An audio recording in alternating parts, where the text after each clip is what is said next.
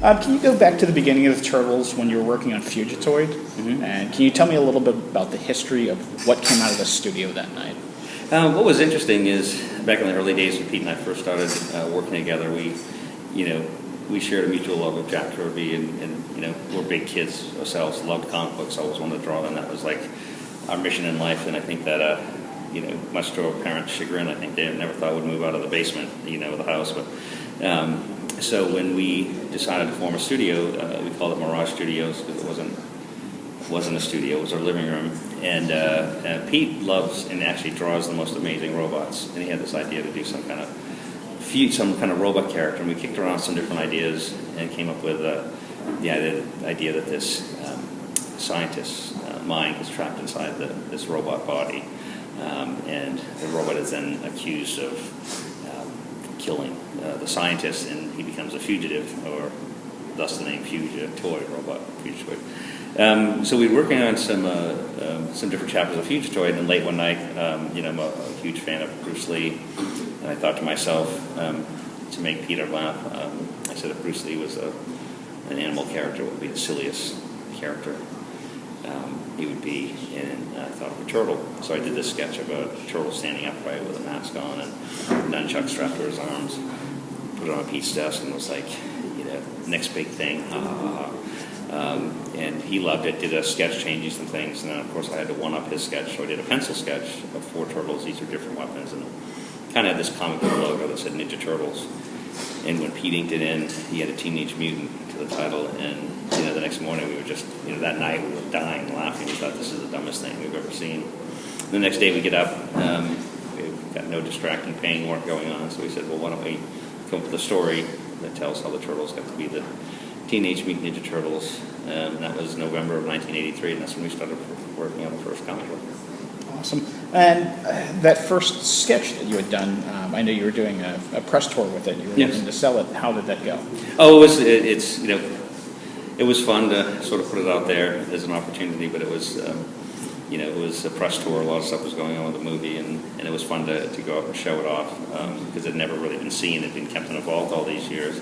It was fun to go out. I did an episode of Comic Book Men with the guys, and that was super fun. So no, I still have it. It's safely in my house. So it's still for sale. It's still for sale. If anybody wants to clean out a mattress and write a check, if you can come down on the price a little bit, I might be interested.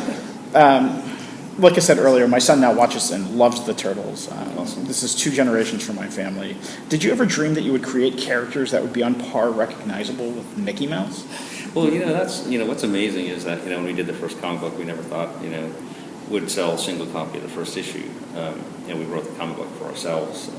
We loved comic books. We loved writing and drawing and telling our own stories. The fact that we actually sold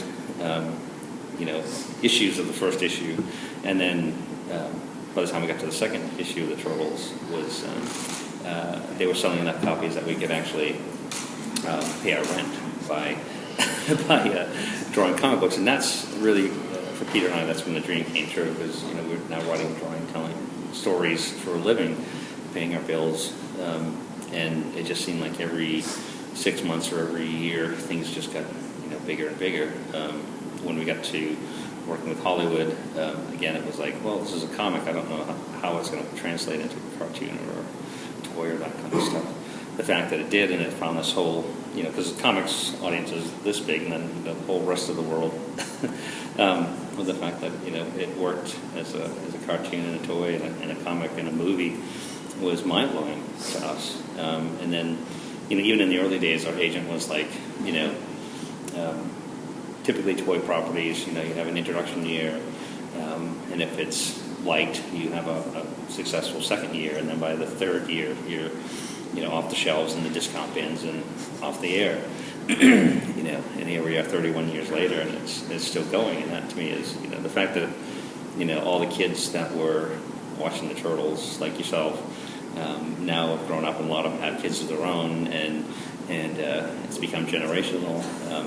That whole new group of kids, here we are 30 years later, and it's still finding found a whole new audience is even more mind-blowing and humbling and amazing. That, I don't know something about the turtles that just they gravitate to them and like them for specific sort of heartfelt reasons. It's, and we are 31 years later still talking about turtles. That's crazy to me. What's been your favorite media incarnation of it? The first movie. I think. Yeah, it was like, besides the original comics that Pete and I did, which is, those speak for themselves, I think. But when we started working on the first movie, what was great is that, we got to work with the incredible Jim Henson.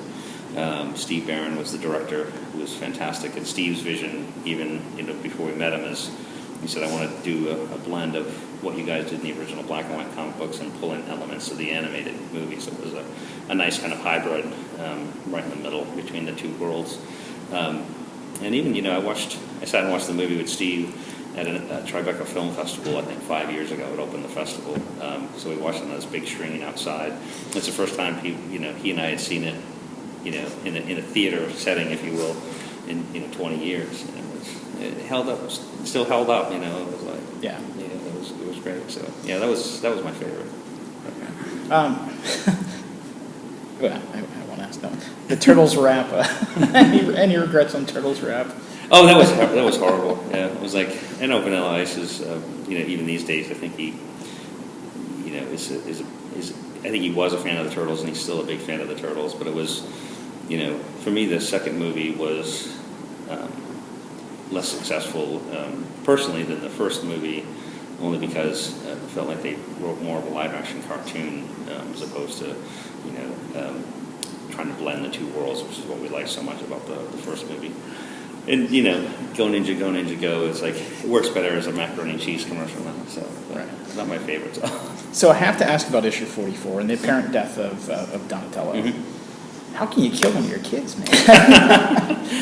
You've had these guys around for 30 years. That had to be a tough decision. And how did you decide which one was going to apparently die? Well, first you have to keep reading. My favorite part of, I'm coming up on 4 years. I just actually finished the cover of issue 50 before we came here for the convention. And the best part of working with IDW is I get to work with Tom Waltz, the head writer, the main writer, and it's his universe and his world that he sort of set up this wonderful foundation that we build all these stories off of. And Bobby Kernow's the editor, and he's also fantastic. But we have so much fun in that series, and every arc, from what was done in the first 12 issues, from April going back into the lab, the reincarnation aspect to, April naming the Splinter, the fact that Raphael gets separated early on and ends up meeting Casey before, we sort of keep the same heart and soul of the entire Turtles. We tell the stories in a more edgy space like the original Black and Whites. But every arc, from the City Fall with the Dark Leo, and Leonardo is convinced or brainwashed into thinking he's Shredder's son, and became Dark Leo, to what we're doing in the most recent arc, which is Turtles 44, which came out where it apparently looks like. And then in 45. And then you saw 45. Yes. So you just have to see where it's going, and that's the beauty. It's all coming to, it's 4 years, and we're heading up to issue 50. It comes out in August, I think. August, I'm pretty sure. Just see where it's going. It's going to have there's always a very specific point to some of the stuff. And, we actually, we thought that Dark Leo or even some of the other aspects that we've done earlier would get a bigger reaction from the fans, but I think that, I was reading one person's review recently and said it's the internet killed Donatello. We didn't. But we keep reading. Well, 44 seemed to catch not only fans by surprise, but retailers, because retailers grossly underordered it, sending it to a second and third print. Yeah. So it's, we were always taking chances and putting some edge into our stories. And this was one of those. There was a reaction that was a lot bigger than we thought it would be. We just love the fact that the retailers and the fans that are supporting the comic book and letting us do some of these things. And our mission is writing good stories. My last thing for you is just thanks, man. Thanks for 30 years of Turtles from me and my son both. Thank you very much. Appreciate that. Thanks. See you around the show. Yep. I've got a ton of stuff for you to sign. Okay.